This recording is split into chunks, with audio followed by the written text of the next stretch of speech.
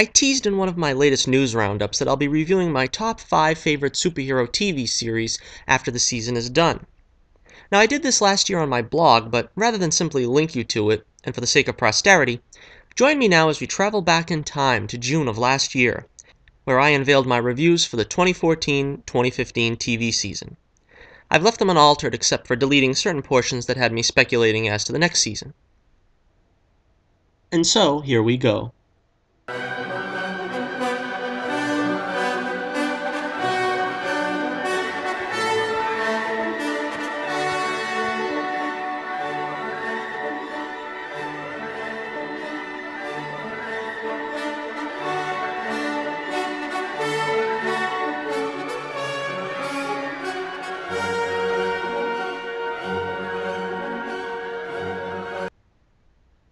Number 5. Daredevil. Marvel's first Netflix series, Daredevil, got off to a resounding success. I've already posted a fairly detailed review for this show, so I won't go into too many details here. There were many pluses, such as a great cast and a good look into Daredevil and Kingpin's rise to prominence over the battle for Hell's Kitchen. On the other hand, my biggest problem is the lack of superhero spectacle. I was also hoping for something more in the action scenes, like a car chase, or some equally cinematic set pieces. Arrow is also a supposedly grounded show, but their action scenes really put this show to shame. Given that this show was built up as a 13-hour movie, it certainly didn't transcend the limitations of television, in my opinion. Daredevil Season 1 gets 3.5 stars out of 5.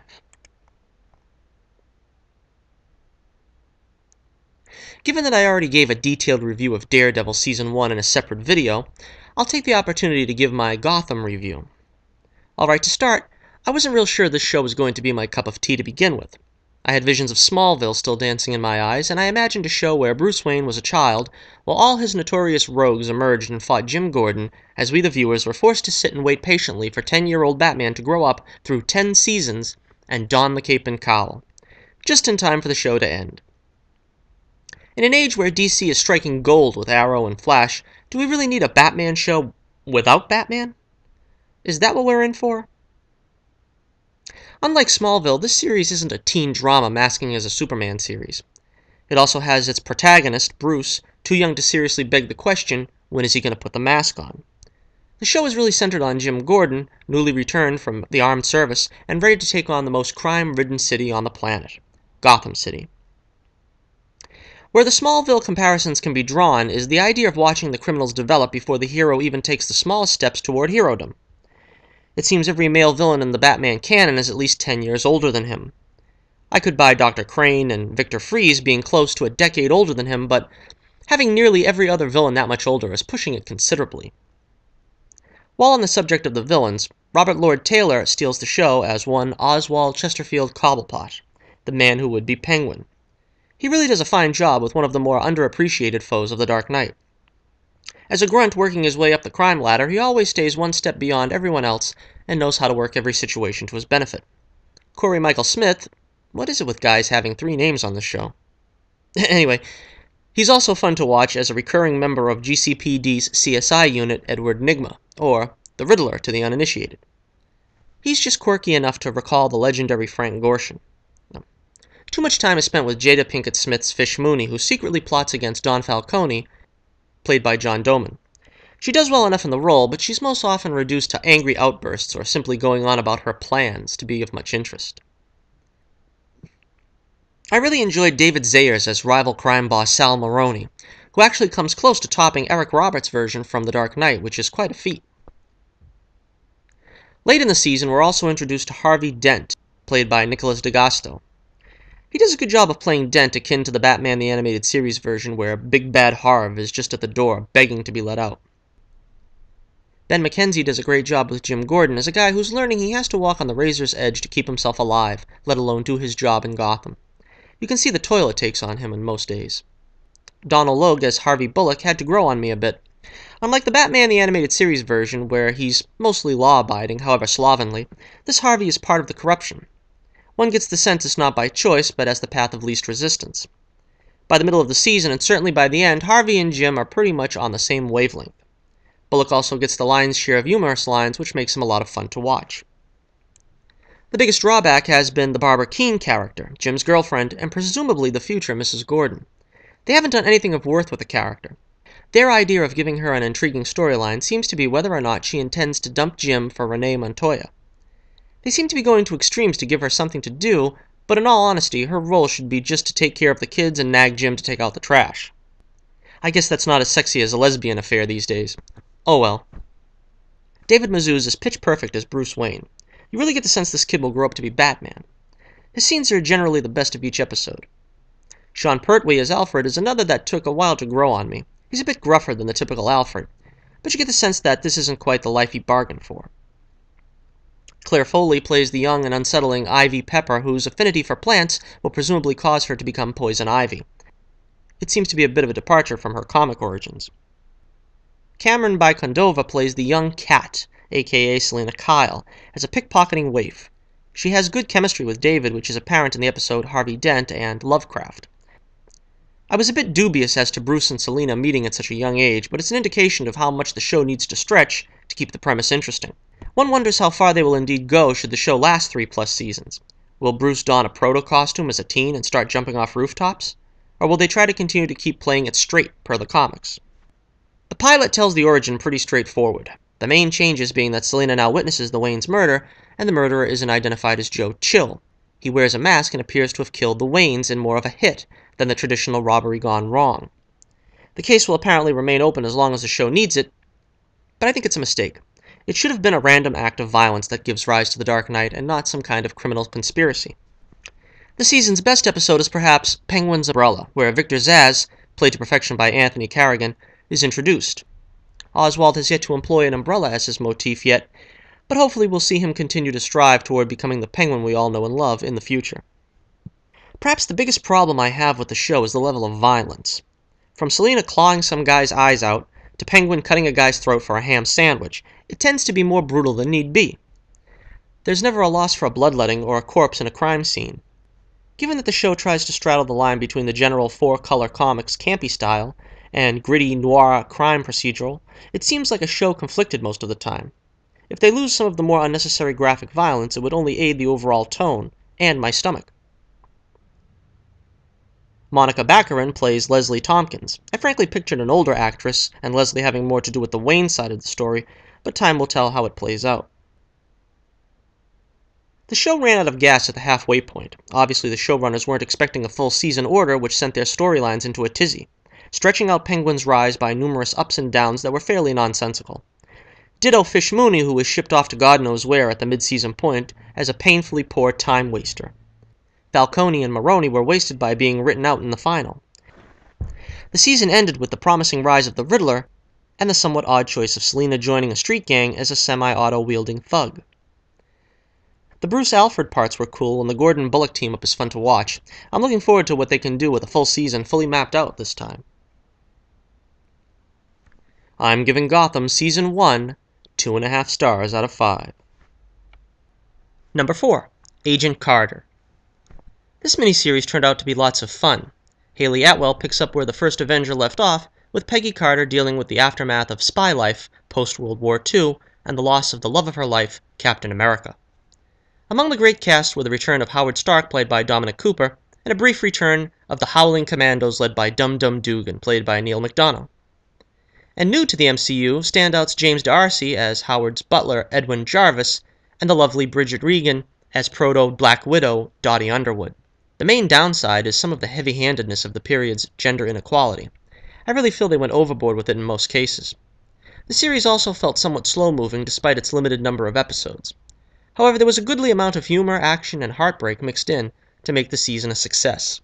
I'm giving Agent Carter Season 1 4 stars out of 5. Number 3. Arrow. In the number 3 spot we have Arrow. After a phenomenal second season, Arrow unfortunately slipped a few notches this season. The season started out fairly promising, with Team Arrow performing as a well-oiled machine. Oliver decides to forsake his emerging love with Felicity, and a new player, Ray Palmer, comes to town to compete for both Oliver's company and Felicity's affection. Things quickly started falling apart with the death of Sarah Lance, the original Black Canary. Her killing set up the first half of the season as a whodunit that was both overly depressing and disappointing in losing such a promising character. Eventually, Laurel takes over the persona of the Black Canary, to varying degrees of failure. One of the season's main problems seemed to be doing things in half measures and not truly seeing things through. Laurel was trained originally by retired crime fighter Ted Wildcat Grant, but after taking a violent beating at the hands of Brick, one of the season's best guest villains played by Vinnie Jones, whose bulletproof yet not arrow-proof skin is never really given sufficient explanation, Wildcat simply disappears without any explanation. Roy is finally given a chance for the spotlight as Arrow's sidekick Arsenal, yet after a promising first few episodes, his role is diminished before being unceremoniously written out of the show near the end. That's right, the only actual comic book sidekick of Ollie's is shown the door. Shortly before the mid-season, our season's big bad, Ra's al Ghul, emerges. Matt Nable does a good enough job, starting a bit slow perhaps, but building up to a fine performance in the end. The villain motivation seemed all over the place, though. Ra's wants Malcolm dead for killing 503 people in the undertaking, not for the death of Sarah, of which his daughter Nyssa has a blood oath against Merlin. Until Ra's inexplicably changes his mind and threatens to kill 50 innocents until Sarah's killer is brought to justice. Ra's overall plan is to unleash a bioweapon against Starling, killing all its inhabitants. Hello? Why does he want revenge on Malcolm again? Because Malcolm wanted to wipe out the city? Without saying, "May I?" first? I admire the ingenuity of Malcolm's plan to have Thea kill Sarah, thus making Ollie fight Ra's to the death in hopes that Ollie's victory will end Ra's life and Malcolm's blood debt. It turns into a half-hearted attempt to make Malcolm and Ollie join forces, as Ollie must be trained in sword fighting by Malcolm. After Ollie's brush with death, it would have made more sense to have Ollie train under Katana. After all, she's named after a sword. It would have made his eventual return all the more powerful to come back fully trained, but apparently an edict came down from WB minimalizing Katana's involvement in the season, something Deadshot also unfortunately falls victim to here, apparently being killed off. This all due to the upcoming Suicide Squad film that they are to be a part of. What we get is fairly unconvincing, as Ollie sticks his neck out for Malcolm time and again, but Ollie's trust in Malcolm feels so unearned, it makes the 11th hour revelation that Malcolm was behind him all the time ring hollow. The flashbacks this season were generally regarded as lacking. They were probably on the weak side, but I enjoyed Ollie's interactions with Masao and his family. I was less impressed with the concept of Amanda Waller training Ollie to be a torturer. Mark Singer was somewhat wasted as a general scumbag, or I guess I should say, a scumbag general. Then we have Ollie being given the offer to become the new Ra's, since Ollie managed to survive Ra's blade, not to mention falling down a mountainside. Now, I don't really have as much problem as many others did with Ollie surviving due to the sheer will to live. I actually like that they didn't use the Lazarus Pit on him. But having just completed the World Without Arrow storyline, I wonder if it wasn't too much for one season to tease Ollie turning to the dark side. You could have had that as the basis for a whole nother season. Again, plots are somewhat confusing. Ra's tells Ollie the League would be his to command. They need not be assassins anymore. Yet after accepting his offer, Ollie is made to lead the aforementioned plot to use a bioweapon against Starling as a show of commitment. What? Other things like Quentin Lance's chronic heart condition, which causes Laurel to lie about Sarah's death for an abnormally long time, seems to disappear once Lance embarks on a crusade against the Arrow reminiscent of Commissioner Gordon's vendetta against Batman over Barbara's death in the Batman the Animated Series episode Over the Edge. Roy's convoluted death plot gets Ollie off the hook, but they generally ruined Quentin, and Roy for that matter, in one fell swoop. Thea gets some decent development here. Her tumultuous changes in mood and allegiances are ever present, and given her dip in the Lazarus Pit, will likely continue next season. But it's good to see her finally graduating to sidekick status. We had some real good villains of the week this season, such as Cupid, Murmur, and the aforementioned Brick. And finally, they really leaned on that Oliver-Felicity romance this season. As can always be expected, they made the road a tough one to hoe for them. And yet even here, they were afraid to commit to the Felicity-Ray pairing after Felicity's bold, "I don't want to be a woman Oliver Queen loves" moment. An episode later, she's back to being all touchy-feely with Oliver, practically purring at him. Even Dig calls her temporarily unavailable.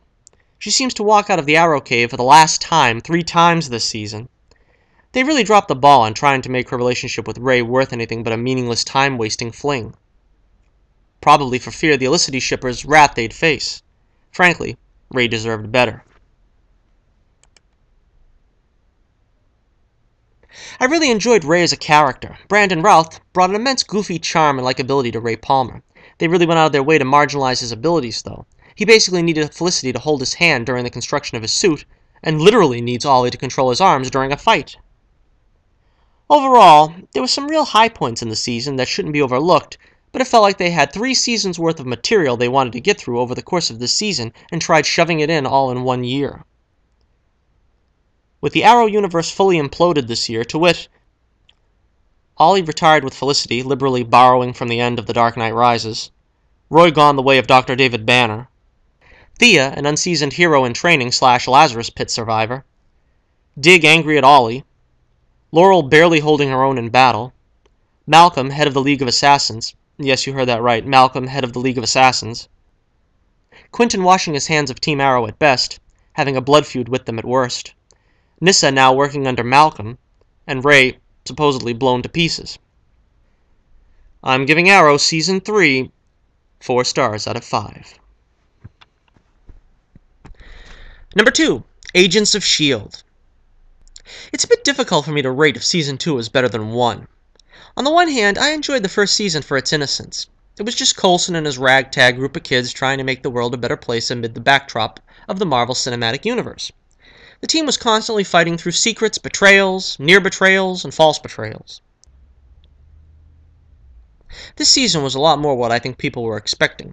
A bit more straightforward storytelling, with Phil Coulson now firmly in command as director of S.H.I.E.L.D., commanding a large force including Bobby Morse, who is, or will be, Mockingbird in the comics, played by Adrienne Palacki. Nice to see she's got another chance in the comic book world after her failed Wonder Woman pilot. Also along is mercenary Lance Hunter, Bobby's ex. Their on and off relationship is probably one of the weaker aspects of this season. And Mac, an engineer who befriends Fitz. This larger cast makes it difficult for the kind of personal interaction of the cast members at the same level as they did last season, but ultimately it makes for a bigger canvas. When we pick up with Fitz, he's suffering the effects of Ward's trapping him in the undersea trunk, and he talks to an imaginary Simmons. His progress over the course of the season was great to see. Simmons starts the season undercover at a Hydra base. It's also fun to see Simmons getting better as a field agent, something she certainly wasn't cut out for last season.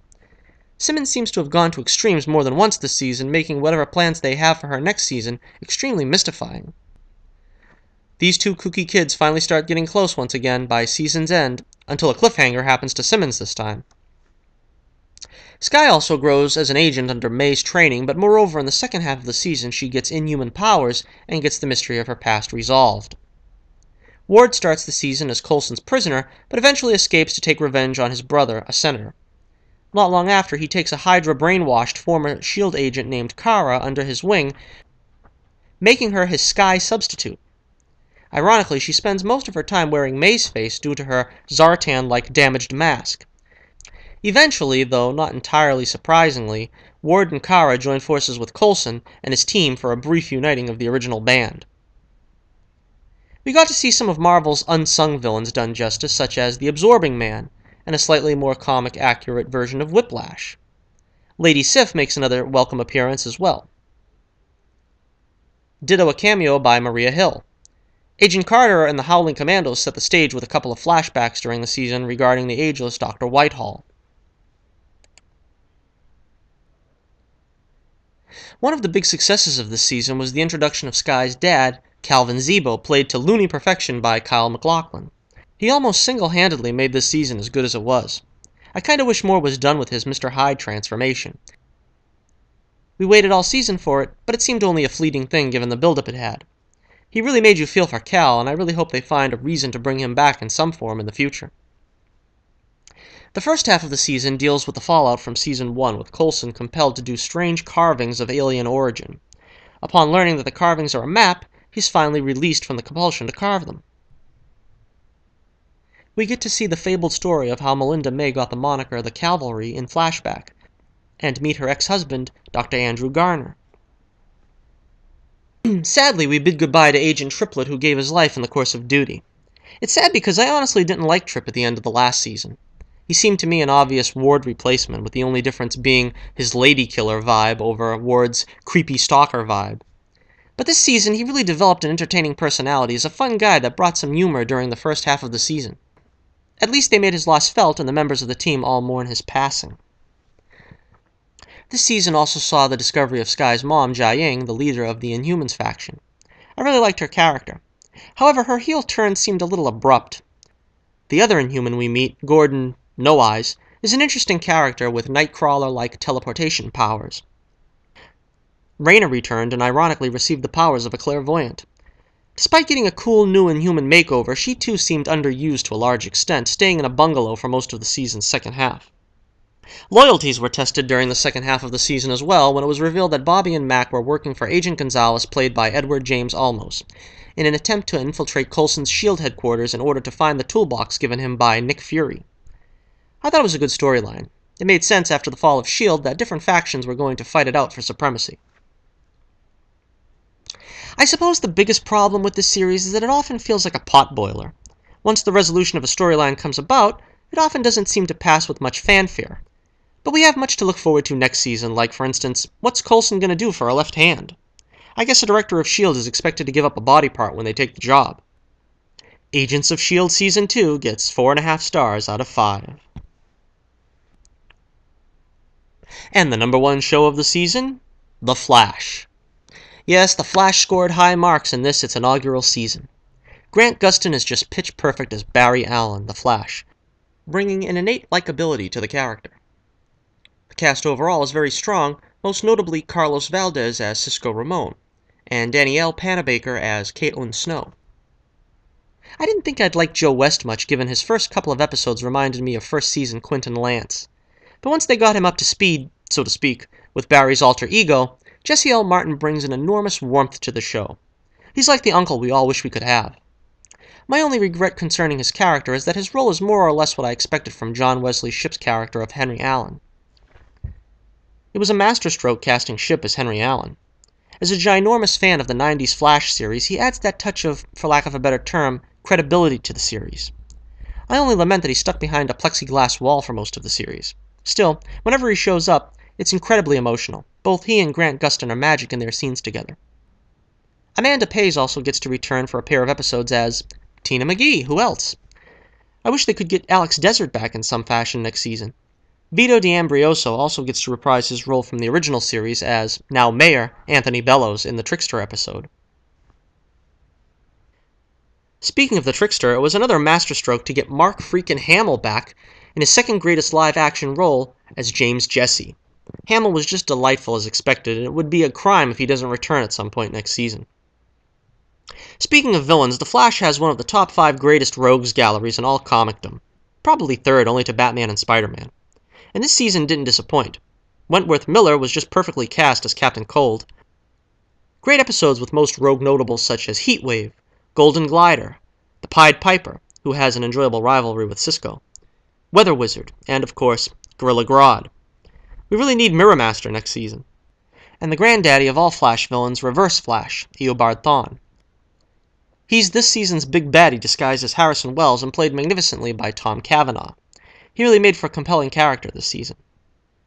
In many of the early episodes, Barry plays pretty loose with a secret identity. I'm glad they tightened things up before too long. Another highlight of the season was the Arrow crossover.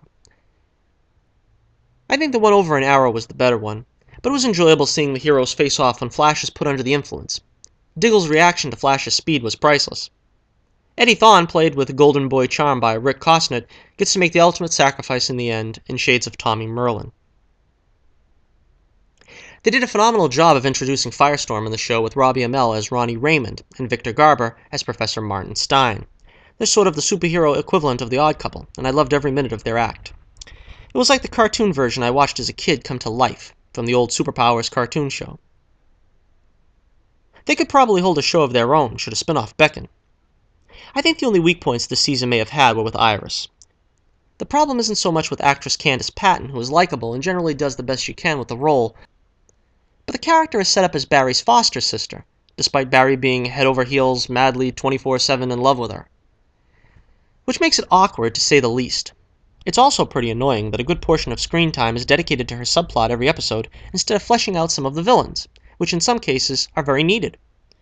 And when she's not on screen, one or more characters is talking about her, expressing concern about her. It's all too much for a character that's barely interesting. I think they wanted Iris to be a Mary Jane type, but they really haven't given a compelling reason for Barry to end up with her beyond destiny.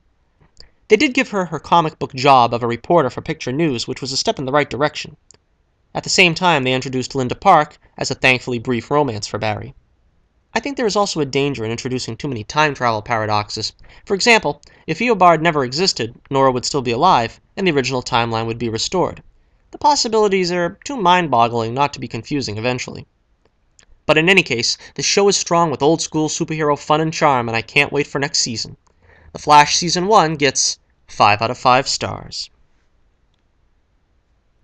Until next time, this is Johnnie Torch reminding you, keep the flame burning brightly, and I'll be with you again real soon.